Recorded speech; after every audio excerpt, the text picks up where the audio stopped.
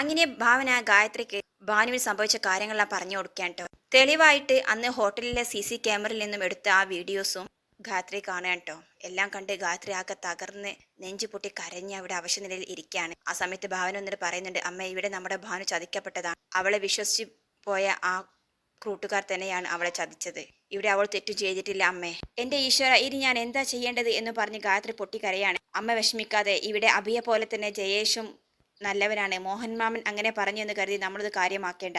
എങ്ങനെയെങ്കിലും നമുക്ക് വിവാഹം നടത്തണം. എല്ലാം കേൾക്കുമ്പോൾ ദേഷ്യത്തോടു കൂടി ഗായത്രി ഭാവനയുടെ മുഖത്തേക്ക് നോക്കാൻ കേട്ടോ. അമ്മ, നമുക്ക് എന്തായാലും നോക്കാം. സൂര്യ തന്നെ ഈ കാര്യം അറിഞ്ഞ് ആകെ തകർന്നു നിൽക്കുകയാണ്. ഒരുപാട് പ്രതീക്ഷയോട് കൂടിയിട്ടാണ് ഭാനുവിനെ പഠിപ്പിച്ചത്. എന്താ ഞാൻ സൂര്യയോടൊന്ന് സംസാരിക്കട്ടെ, എന്നിട്ട് നമുക്ക് എന്തെങ്കിലും വഴി ഉണ്ടാക്കാം. തൽക്കാലം അമ്മ ഇത് ആരോടും പറയണ്ട എന്ന് പറയാൻ കേട്ടോ ഭാവന. എടി, മോഹനെ തനിക്ക് അറിയാഞ്ഞിട്ടാണ് എന്ന് പറയാന്ന് ഗായത്രി. എന്തായാലും അമ്മ ഇരിക്ക് എന്ന് പറഞ്ഞിട്ട് ഭാവന അവിടെ നിന്നും എഴുന്നേറ്റ് പോവാൻ. ഗായത്രി ആട്ടെ പൊട്ടിക്കരഞ്ഞുകൊണ്ട് ഓരോ കാര്യങ്ങൾ ആലോചിക്കുകയാണ്. പിന്നീട് കാണിക്കുന്നത് രാത്രി ഏറെ വൈകിട്ടും ഗായത്രിക്ക് ഉറക്കം വരുന്നില്ല കേട്ടോ. അവർ എഴുന്നേറ്റ് അങ്ങോട്ടും ഇങ്ങോട്ടും നടക്കുകയാണ്. എന്നിട്ട് അടുക്കളയിലുള്ള തറയിൽ പോയി ഇരുന്നിട്ട് പഴയ കാര്യം ആലോചിക്കാൻ കേട്ടോ. അന്ന് ഭാനുവുമായി സൂര്യയും ഭാവനയും വീട്ടിൽ വന്നതും തുടർന്ന് ഭാവനയും സൂര്യയും ഒരു കല്യാണാലോചനയുമായിട്ട് പിന്നാലെ വന്നു. പിന്നീട് അവർ അവിടെ പോയി അന്വേഷിച്ച കാര്യങ്ങളൊക്കെ ഓരോന്നായിട്ട് ആലോചിച്ച് അവർ പൊട്ടിക്കരയാൻ കേട്ടോ. അങ്ങനെ ഓരോ കാര്യങ്ങൾ ആലോചിച്ച ശേഷം ഗായത്രി കണ്ണൊക്കെ തുടച്ച് അവിടെ നിന്നും എഴുന്നേൽക്കാൻ കേട്ടോ. എന്നിട്ട് പതിയെ ഭാനുവിന്റെ റൂമിനടുത്തേക്ക് നടന്നു ചെല്ലുകയാണ്. ഭാനു ആട്ടെ ബെഡിൽ കിടക്കാൻ കേട്ടോ. അമ്മ വന്ന് അരികെ ഇരുന്നതും ഭാനു എഴുന്നേറ്റിരിക്കാൻ കേട്ടോ. അമ്മ എന്താ ഉറങ്ങിയില്ലേ എന്ന് ചോദിക്കുകയാണ്. ഇല്ല, എനിക്ക് ഉറക്കമൊന്നും വന്നില്ല. ഇതേ അവസ്ഥ തന്നെയായിരുന്നു അന്ന് ഭാമക്ക് സംഭവിച്ചത്.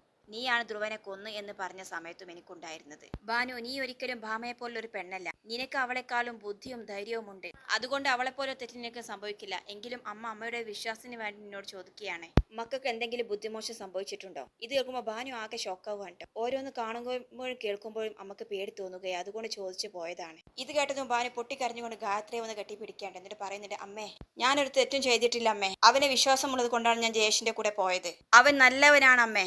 ഒരു മോശമായിപ്പെട്ട വാക്കുപോലും എന്നോട് ഇതുവരെ സംസാരിച്ചിട്ടില്ല. അപ്പോൾ ഗായത്രി പറയുന്നുണ്ട്, ഭാനു, നീ പറയുന്നതൊക്കെ സത്യം തന്നെയാണ്. പക്ഷേ നീ സ്വബോധമില്ലാതെ അവനോടൊപ്പം പോകുന്ന വീഡിയോ ഞാൻ കണ്ടതാണ്. അത് കണ്ടു കഴിഞ്ഞാൽ ആരും തെറ്റിദ്ധരിച്ചു പോകും. ഭാവന നിന്റെ കല്യാണം നടത്തിയേ പറ്റൂ എന്നും മോഹനന്റെ മകനെ കൂടെ തന്നെ നിന്റെ വിവാഹം നടത്തണമെന്നൊക്കെ വാശി പിടിച്ചത് എന്തിനാണെന്ന് ഇപ്പോഴാണ് ഈ അമ്മക്ക് മനസ്സിലായത്. കേട്ടിടത്തോളം ഒരു രാത്രി മുഴുവനും നീ സ്വബോധമില്ലാതെ അവനോടൊപ്പം കഴിഞ്ഞതാണ്. എല്ലാം കേൾക്കുമ്പോൾ ഭാനു പൊട്ടിക്കരയാൻ ട്ടോ. മക്കളെ, ഒടുവിൽ ഭാമയെ പോലെ നിന്റെ ജീവിതത്തിലും എന്തൊക്കെയും സംഭവിക്കുമോ എന്നതാണ് അമ്മയുടെ പേടി എന്ന് ഗായത്രി പറഞ്ഞു മുഴുവനാക്കുന്നതിന് മുൻപ് തന്നെ ഭാനു വന്ന് ഗായത്രിയുടെ വാ പൊത്തുകയാണ് ട്ടോ. എന്താ അമ്മ ഇതൊക്കെ? എനിക്ക് അങ്ങനെയൊന്നും സംഭവിച്ചിട്ടില്ല. പിന്നെ ഭാവിയിൽ എനിക്കൊരു പ്രശ്നം ഉണ്ടാവരുതെന്ന് കരുതിയിട്ടാണ് ചേച്ചി ജയേഷിനെ കൊണ്ട് എന്റെ വിവാഹം നടത്താമെന്ന് തീരുമാനിച്ചത്. ഇങ്ങനെയൊക്കെ ഭാനു പറയാൻ ട്ടോ. ഇത് കേട്ടതും ഗായത്രി ദേഷ്യത്തോടു കൂടി ഇരിക്കുന്നിടത്തിന് എഴുന്നേൽക്കാൻ ട്ടോ. എന്നിട്ട് ഭാനുവിനെ തിരിച്ചു നിർത്തിയിട്ട് ചോദിക്കുകയാണ്, എന്താടി ഇത് കേട്ടാൽ തോന്നുന്നു നിനക്ക് ഈ ബന്ധത്തിൽ തീരെ താല്പര്യമില്ലെന്ന്? ഭാവന അവളുടെ ഇഷ്ടത്തിൽ നിർബന്ധിച്ച് നിന്നെ കൊണ്ട് ഈ വിവാഹത്തിൽ നടത്തുകയാണെന്ന് തോന്നുമല്ലോ. നോക്ക്, ഈ വിവാഹക്കാര്യത്തിന്റെ പേരിൽ ഞാൻ ഭാവനയെ ഒരുപാട് കുറ്റപ്പെടുത്തിയതാണ്. പക്ഷെ ഇപ്പോഴല്ലേ സത്യം മനസ്സിലായത്. ഭാനു, രണ്ട് കൈയും കൂടി കൂട്ടിയടിച്ചാലേ ശബ്ദമുണ്ടാവുകയുള്ളൂ. അത് വേണം എന്നെ പോലുള്ള പെൺകുട്ടികൾ ആദ്യം മനസ്സിലാക്കാൻ. ഇത് കേട്ടതും ഭാനു അമ്മക്ക് നേരെ ചാടേണ്ട. അമ്മ എന്താ എന്നെ തീരെ കൊച്ചുകുട്ടിയാക്കുകയാണോ? അപ്പോൾ ഗായത്രി പറയാൻ, തീരെ കൊച്ചുകുട്ടിയായ പെൺകുട്ടികൾ പോലും ഒരു പ്രാവശ്യം ചിന്തിച്ചിട്ട് അറിയാത്തവരുടെ കൂടെ ഇറങ്ങി പോവുകയുള്ളൂ. എന്താ, അവൻ നിന്റെ ബാച്ചൊന്നുമല്ലല്ലോ, നിന്റെ സീനിയർ അല്ലേ? പിന്നീട് എങ്ങനെ അവൻ നിങ്ങളുടെ കൂടെ വന്നു? ഞാനൊന്നും ചോദിക്കണ്ട എന്ന് കരുതുന്നതോടും കൂടുതൽ കയറുകയാണോ നീ അടുപ്പം കാണിക്കാതെ അവൻ എന്തായാലും നിന്റെ കൂടെ വരില്ലല്ലോ. ഇങ്ങനെയൊക്കെ പറയുമ്പോൾ ഭാനു പൊട്ടിത്തെറിക്കാൻ ട്ടോ. എന്താ അമ്മേ, എനിക്കൊന്നും പാടില്ലേ? ഇവിടെ ഭാവനേച്ചിയും ബാമേച്ചിയും ഭരത്തേട്ടനും എല്ലാം അവർക്ക് ഇഷ്ടമുള്ള ഒരു വിവാഹം കഴിച്ചു. എന്താ എനിക്കും അങ്ങനെ ആയിക്കൂടെ? ഇങ്ങനെ പറഞ്ഞതും ഗായത്രി എഴുന്നേറ്റ് അവരുടെ മുഖത്തടിക്കാൻ ട്ടോ. എന്ത് ധിക്കാരമാടി നീ പറയുന്നത്? ഇങ്ങനെ ചെയ്തു വെച്ചതും പോരാ, നീ സ്വയം നിന്ന് ന്യായീകരിക്കുന്നുവോ? നിന്നെയൊക്കെ പഠിപ്പിച്ചവരെ വേണം ആദ്യം പറയാൻ. ഓരോരുത്തർ ലക്ഷങ്ങൾ മുടക്കിയിട്ടാണ് നിന്നെ പോലുള്ളവരെ പഠിപ്പിക്കുന്നത്. എന്നിട്ട് നിങ്ങൾ കോളേജിൽ പോയിട്ട് ചെയ്തു കൂട്ടുന്നത് എന്താണ്? അങ്ങനെ ഓരോ കാര്യങ്ങൾ പറയാൻ ട്ടോ. അപ്പോൾ ഭാനു പറയുന്നുണ്ട്, എന്നെ ഓർത്തി നീ ആരും കഷ്ടപ്പെടേണ്ട ആവശ്യമില്ല. അതെന്താ, നീ അവനോടൊപ്പം ഇറങ്ങി പോകുമോ എന്ന് ചോദിക്കുകയാണ്. വേണ്ടി വെച്ചാൽ ഞാൻ അങ്ങനെയും ചെയ്യും എന്ന് പറയാൻ ട്ടോ. ഇത് കേൾക്കുമ്പോൾ വീണ്ടും ഗായത്രി അവരുടെ മുഖത്തടിക്കുകയാണ്. അപ്പോൾ ഭാനു പറയുന്നുണ്ട്, എനിക്കൊരു തെറ്റുപറ്റി പോകും. അതിന് ഞാൻ ഈ ചത്തു തുലയണമെങ്കിൽ ഞാൻ അങ്ങനെ ചെയ്തോളാം. അങ്ങനെയെങ്കിലും ഈ പ്രശ്നത്തിന് പരിഹാരമാവുകയുള്ളൂ എന്ന് പറയാൻ ട്ടോ. ഇതാടി നിന്നെ പോലെ പെൺപിള്ളേരുടെ പ്രശ്നങ്ങൾ. എന്ത് പ്രശ്നമുണ്ടായാലും ഇങ്ങനെ ഓരോന്ന് പറഞ്ഞാൽ മതിയല്ലോ എന്നൊക്കെ പറഞ്ഞ് ഗായത്രിയും ഭാനുവും അങ്ങോട്ടും ഇങ്ങോട്ടും ഭയങ്കര വഴക്കാകാൻ ട്ടോ. അവസാനം ഗായത്രി പറയുന്നത്, ഇനി എന്തൊക്കെ വരാൻ പോകുന്നതെന്ന് ഈശ്വരന് മാത്രമേ അറിയുകയുള്ളൂ. ഇനി ഇതിന്റെ പേരിൽ എന്തെങ്കിലും സംഭവിച്ചാൽ നീ മാത്രമായിരിക്കും ഇതിന് സമാധാനം പറയേണ്ടത് എന്ന് പറഞ്ഞ് അവിടെ നിന്ന് പോവാൻ ട്ടോ. ഭാനു ആകട്ടെ എല്ലാം കേട്ട് ആകെ തകർന്ന് ബെഡിലേക്ക് വീഴുന്ന പൊട്ടിക്കരയാണ്. പിന്നീട് കാണിക്കുന്നത് ഗായത്രി അടുക്കളയിൽ സ്വയം ഇരുന്ന് വിങ്ങി പൊട്ടിക്കരയാൻ ട്ടോ. അപ്പോഴാണ് ഭാവന അതുവഴി വരുന്നത്. എന്താ അമ്മ ഇവിടെ ഒറ്റ ഇരിക്കുന്നതെന്ന് ചോദിക്കാൻ ഭാവന. നീ ഒന്ന് പൊയ്ക്കേ, ഞാൻ സമാധാനമായിട്ടൊന്ന് ഒറ്റയ്ക്ക് ഇരിക്കട്ടെ എന്ന് പറയാൻ ട്ടോ. എന്താ ഇപ്പോൾ അമ്മയുടെ സമാധാനം ഞാനാണ് നഷ്ടപ്പെടുത്തിയതെന്ന് ചോദിക്കാൻ ട്ടോ ഭാവൻ. അമ്മയ്ക്ക് എന്താണ് പ്രശ്നം എന്ന് എനിക്കറിയാം, വെറുതെ ഓരോന്ന് ആലോചിച്ച് മനസ്സ് വിഷമിപ്പിക്കല്ലേ അമ്മ, എല്ലാത്തിനും ഒരു വഴി ഉണ്ടാക്കും എന്ന് പറയാണ്. അപ്പോൾ ഗായത്രി പറയുന്നുണ്ട്, എല്ലാത്തിനും ഒരു വഴി ഉണ്ടാകുമെന്ന് നീ സ്ഥിരം പറയുന്ന ഈ പല്ലവി നിർത്ത് ഭാവന. ഇതുവരെ കളിച്ച അംബാലികയല്ല ഈ മോഹനൻ, അവൻ വേറെ ലെവലാണ്. മാംസമുള്ളെടുത്ത് അവൻ കത്തി വെക്കുകയുള്ളൂ. അവൻ സ്വന്തം മകനെ തന്നെ കളത്തിലിറക്കി കളിക്കണമെങ്കിൽ അവന്റെ ലക്ഷ്യം മറ്റെന്തോ ഒന്നാണ്. അപ്പോൾ ഭാവന പറയുന്നുണ്ട്, അമ്മ എന്തൊക്കെയാണ് അമ്മ ഈ പറയുന്നത്? അവൾക്കൊരു അബദ്ധം പറ്റിയതല്ലേ, ഇനി എങ്ങനെയായാലും ഭാനുവിന് സംഭവിച്ചു പോയില്ലമ്മേ. ഇത് കേട്ടതും ഗായത്രി ചൂടാവാൻ ട്ടോ. എങ്കിൽ നീ നിന്റെ മോഹൻമാമൻ പറഞ്ഞ ആ സ്ത്രീധനവും കാര്യങ്ങളൊക്കെ പറഞ്ഞ് അവളെ കെട്ടിച്ചു വിട്ടേക്ക്. ഇതിനൊക്കെ നിന്നെയും എന്നെയും വേണം പറയാൻ. ഇവളെയൊക്കെ പഠിപ്പിക്കാൻ നിൽക്കാതെ നേരത്തെ കാലത്ത് തന്നെ കെട്ടിച്ചു വിട്ടിട്ടുണ്ടെങ്കിൽ ഇങ്ങനെ ഒരു തലവേദന വരില്ലായിരുന്നു എന്ന് പറയാൻ ട്ടോ ഗായത്രി. അപ്പോൾ ഭാവന ചോദിക്കും, ഇത്രമാത്രം സംസാരിക്കാൻ അമ്മ എന്താണ് ഇപ്പോൾ ഉണ്ടായത്? അപ്പോൾ ഗായത്രി പറയുന്നത്, ഇങ്ങനെ പോയാൽ എല്ലാം ഉണ്ടാവും. അവൾക്കൊക്കെ ഇങ്ങനെയുള്ള കാര്യത്തിൽ ഭയങ്കര വിവരമാണെന്ന് ഇപ്പോൾ എനിക്ക് മനസ്സിലായി. എന്താണ് അവൾ പറഞ്ഞത് അമ്മേ എന്ന് ചോദിക്കാൻ ട്ടോ ഭാവൻ. അപ്പോൾ ഭാനു പറഞ്ഞ കാര്യങ്ങളൊക്കെ പറഞ്ഞു കൊടുക്കാൻ ട്ടോ ഓരോന്നായിട്ട്. എല്ലാം കേട്ട് ഭാവനക്കും അല്പം സങ്കടം തോന്നുന്നുണ്ട്. അപ്പോൾ ഭാവന പറയുന്നുണ്ട്, അമ്മ ഭാനുവിനെ കുറ്റപ്പെടുത്തിയിട്ട് കാര്യമില്ല, അവൾ ഇതൊന്നും മനഃപൂർവ്വം ചെയ്തതല്ലല്ലോ. ഇനിയുള്ള പരിഹാരം കണ്ടുപിടിച്ചേ നമുക്ക് വഴിയുള്ളൂ. അപ്പോൾ ഗായത്രി പറയും, ഇതത്ര നിസ്സാരമായിട്ട് കാണാൻ പറ്റില്ല ഭാവന. അച്ഛനും മകനും ചേർന്ന് നമ്മളെ ചതിക്കുകയാണെന്നാണ് എനിക്ക് തോന്നുന്നത്. ആ ജയേഷും അത്ര നല്ലവനായിട്ട് എനിക്ക് തോന്നുന്നില്ല. ഇനി ഭാമയെ പോലെ ഭാനുവിന് സംഭവിക്കുമോ എന്നതാണ് എന്റെ പേടി എന്നൊക്കെ പറയാൻ. എന്റെ ഉള്ളിലും ആ പേടിയുണ്ട് അമ്മേ എന്ന് പറയാൻ ട്ടോ ഭാവന. അങ്ങനെ അവർ സംസാരിച്ചു കൊണ്ടിരിക്കുന്നതിലേക്കാണ് സേതു ഇറങ്ങി വരുന്നത്. സേതുവിനെ കണ്ടതും ഭാവന്റെ മുഖം മാറാണ്. അപ്പോൾ ഗായത്രി തിരിഞ്ഞു നോക്കുന്നുണ്ട്. അങ്ങനെ കണ്ണൊക്കെ തുറക്കാൻ ട്ടോ. എന്താ നിങ്ങൾക്ക് രണ്ടുപേർക്കും ഉറക്കമില്ല? സംസാരം കേട്ടിട്ടാണ് ഞാൻ ഉറങ്ങി വന്നത് എന്ന് പറയാൻ ട്ടോ. അപ്പോൾ ഭാവന പറയുന്നുണ്ട്, ഞാൻ ഇങ്ങോട്ടേക്ക് വന്നപ്പോൾ അമ്മക്ക് ഉറക്കമില്ല, അതുകൊണ്ട് അമ്മയോട് സംസാരിച്ചിരിക്കാമെന്ന് കരുതിയിരുന്നതാണ് സേതുവേട്ട എന്ന് പറയാണ്.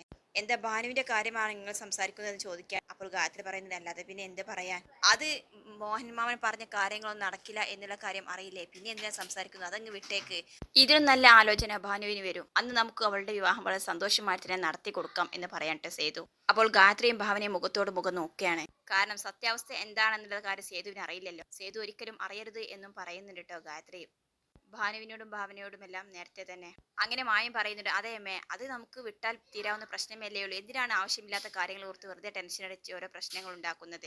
വന്ന് കിടക്കാൻ നോക്ക് എന്ന് പറയാൻ ട്ടോ. എന്നിട്ട് ഭാവനയെ അകത്തേക്ക് കൊണ്ട് പോകുന്നുണ്ട്. ഒപ്പം തന്നെ ഗായത്രിയെയും. അങ്ങനെ എല്ലാവരും പോയി കിടക്കുകയാണ്.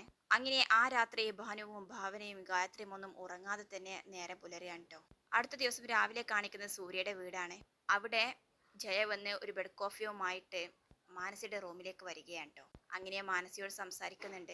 എങ്ങനെയുണ്ട് മോളെ ഇപ്പോൾ നിനക്ക് പ്രശ്നമൊന്നും ഇല്ലല്ലോ എന്നൊക്കെ ചോദിക്കാൻ. ഇല്ല ആന്റി, ഇന്നലെ എന്താണെന്നറിയില്ല, പെട്ടെന്നൊരു തലചുറ്റലും കാര്യങ്ങളൊക്കെ, ഒരു ക്ഷീണവും ഒക്കെ. ഇപ്പോൾ എനിക്ക് ഒരു പ്രോബ്ലവും ഇല്ല എന്ന് പറയാണ്. പക്ഷെ ഇപ്പോൾ എൻ്റെ വലിയൊരു പ്രോബ്ലം ആ സുനിലാണ്. അവൻ ഈ വീട്ടിൽ നിന്നും എങ്ങനെയെങ്കിലും പോയാൽ മാത്രമേ എനിക്കിനി സമാധാനം കിട്ടുകയുള്ളൂ എന്ന് പറയാണ്. അപ്പോൾ ജയ പറയുന്നത്, മോൾ ടെൻഷൻ അടിക്കാതിരിക്കെ, സുനിൽ അത്ര വലിയ കുഴപ്പക്കാരനല്ല എന്നാണ് എനിക്ക് തോന്നിയത്. ഇന്നലെ തന്നെ നിനക്കൊരു പ്രശ്നം വന്നപ്പോൾ അവൻ മാത്രമേ സഹായിക്കാൻ വേണ്ടിയിട്ട് എന്നോടൊപ്പം ഉണ്ടായിരുന്നുള്ളൂ. ആ സമയത്ത് അവന്റെ മുഖം കാണണ്ടേ, അവനും നല്ല വിഷമമുണ്ടായിരുന്നു. അതുകൊണ്ട് എനിക്ക് അറിയാം നിങ്ങളുടെ ബന്ധം അത്രക്കും ദൃഢമാണെന്ന്. അതുകൊണ്ടാണ് അവൻ തന്നെ തനിച്ചാക്കി അങ്ങ് വിട്ടു പോവാൻ തോന്നാത്തതും. നിങ്ങൾ രണ്ടുപേരുടെയും ബന്ധം അത്രക്കും ദൃഢമായത് കൊണ്ടാണ് ഇവിടെ ആർക്കും ഒന്നും ചെയ്യാനും പറ്റാത്തത്. അപ്പോൾ മാനസ പറയുന്നുണ്ട്, ആന്റി എന്താണ് ഉദ്ദേശിച്ചത്? പണ്ട് ഞങ്ങൾ തമ്മിൽ സ്നേഹിച്ചിരുന്നു, എനിക്ക് സുനിലിനോട് വലിയ ഇഷ്ടവുമായിരുന്നു. പക്ഷെ ഇന്ന് എന്റെ മനസ്സിൽ അങ്ങനെയില്ല. എനിക്ക് അവനെ കാണുന്നത് തന്നെ ദേഷ്യമാണ്. ഏത് രീതിയിലായാലും സുനിലിനെ ഇവിടെ ഒന്നും ഒഴിവാക്കുന്നത് തന്നെയാണ് എന്റെ സന്തോഷം എന്നൊക്കെ പറയുന്നുണ്ട്. മോളെന്തായാലും വിഷമിക്കാതിരിക്കുക, നമുക്കൊരു വഴി ഉണ്ടാക്കാം എന്ന് പറഞ്ഞ് ആശ്വസിപ്പിക്കുന്നുണ്ട് ജയ. പിന്നീട് കാണിക്കുന്നത് ഭാവനയുടെ വീടാണ്. അവിടെ രാവിലെ തന്നെ ഗായത്രി ചായ ഉണ്ടാക്കാനുള്ള ഓരോ തിരക്കിലാണ് ട്ടോ. അപ്പോൾ ഭാവനയും അടുക്കളയിലേക്ക് വരുന്നുണ്ട്. അങ്ങനെ ചായക്ക് വെള്ളം വെക്കാനൊക്കെ വേണ്ടിയിട്ട് ഭാവനയും സഹായിക്കാൻ. അതിനിടയിൽ ഭാവന ചോദിക്കുന്നുണ്ട്, അമ്മ ഭാനുവിന്റെ കാര്യത്തിൽ എന്താണ് തീരുമാനിച്ചത്? അപ്പോൾ ഗായത്രി പറയുന്നുണ്ട്, ഞാനത് തീരുമാനിച്ചാക്കാൻ ഇന്നലെ ഒരു രാത്രി കണ്ണിന്റെ പോള അടക്കാതെ ഞാൻ ആ കാര്യം ആലോചിച്ചിരിക്കുകയായിരുന്നു. അപ്പോൾ ഭാവനയും പറയുന്നുണ്ട്, അതെ അമ്മ, ഇനി നമുക്ക് ഒരേ ഒരു പരിഹാരം, ജയേഷിനെ കൊണ്ട് എങ്ങനെയെങ്കിലും അവളുടെ വിവാഹം നടത്തണം. മോഹൻ മാമൻ പറഞ്ഞ കാര്യങ്ങളൊക്കെ എങ്ങനെയെങ്കിലും നടത്തി കൊടുക്കണം, അത് തന്നെയാണ്. അപ്പോൾ ഗായത്രി പറയുന്നത്, നീ പറഞ്ഞു തന്നെയാണ് ഭാവന ശരി. ആ പയ്യനെ തന്നെ നമുക്ക് ഭാനുവിനെ അങ്ങ് വിവാഹം കഴിച്ചു കൊടുക്കാം. ഗായത്രിയുടെ വായിൽ നിന്നും ഇങ്ങനെയൊരു വാക്ക് കേൾക്കുമ്പോൾ ഭാവന തന്നെ സന്തോഷപൂർവ്വം ഷോക്കായി നോക്കി നിൽക്കുകയാണ് ട്ടോ.